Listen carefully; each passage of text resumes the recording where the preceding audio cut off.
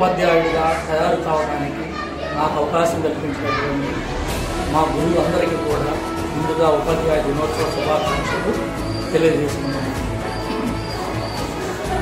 ఉపాధ్యాయ వృత్తి అనేది చాలా పవిత్రమైనటువంటి, అది అందరికీ లభించదు. ఎందువలనంటే మనం ఎన్నో పుణ్యకార్యాలు చేస్తే తప్ప ఆ యొక్క వృత్తిలోకి మనం వెళ్ళటం చాలా కష్టం.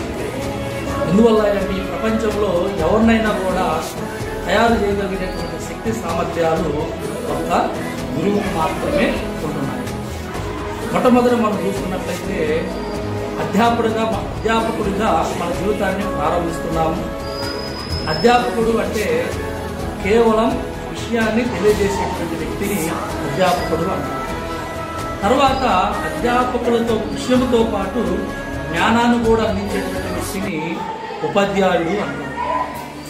ఎవరైతే అంధకారంలో ఉన్నటువంటి విద్యార్థులను విజ్ఞానంలోకి ఎవరినైతే తీసుకొని వస్తారో వాళ్ళని గురువు అంటారు. కాబట్టి ప్రతి ఒక్కరం కూడా మనము గురువుగా మారాలి. మన యొక్క జీవితాన్ని అధ్యాపకుడిగా ప్రారంభించి గురువుగా మన జీవితాన్ని పిల్లలకి అందించాలి. ఆ విధంగా నాకు చదువు చెప్పినటువంటి గురువులందరికీ కూడా ఈరోజు కృతజ్ఞతలు తెలియజేసుకుంటున్నాను.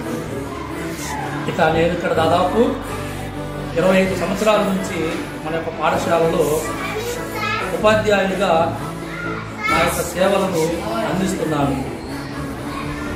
నా దగ్గర మన పాఠశాల నుంచి ఎంతోమంది విద్యార్థులు ఈరోజు ఉన్నతమైనటువంటి రంగాలలో రాణిస్తూ ఉన్నారు.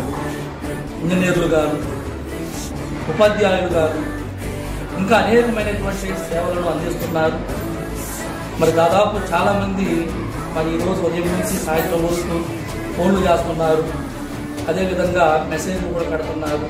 ఇవన్నీ కూడా చూసినప్పుడు నాకు చాలా సంతోషంగా ఉంది. కాబట్టి మరోసారి ఉపాధ్యాయులందరికీ కూడా కృతజ్ఞతలు తెలియజేసుకుంటున్నాను. Happy teachers day. Thank you. ఈరోజు మన దేశవ్యాప్తంగా ఉపాధ్యాయ దినోత్సవ జరుపుకుంటున్న ఉపాధ్యాయులందరికీ డాక్టర్ సర్వేపల్లి రాధాకృష్ణ గారి జన్మదినాన్ని పురస్కరించుకొని టీచర్స్ డే జరుపుతూ ఉన్నారు. మరి సర్వేపల్లి రాధాకృష్ణ గారు ఉపాధ్యాయుల గురించి వివిధ రంగాలలో ఉపరాష్ట్రపతి గారు, రాష్ట్రపతి గారు దేశానికి సేవలు అందించినట్టు మరి దేశమంతా కూడా ఘనంగా ఉపాధ్యాయ దినోత్సవాలు జరుపుకుంటున్నారు.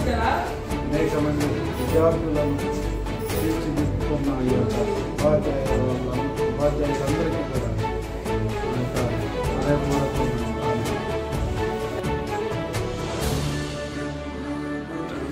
Happy teachers day sir. Thank you.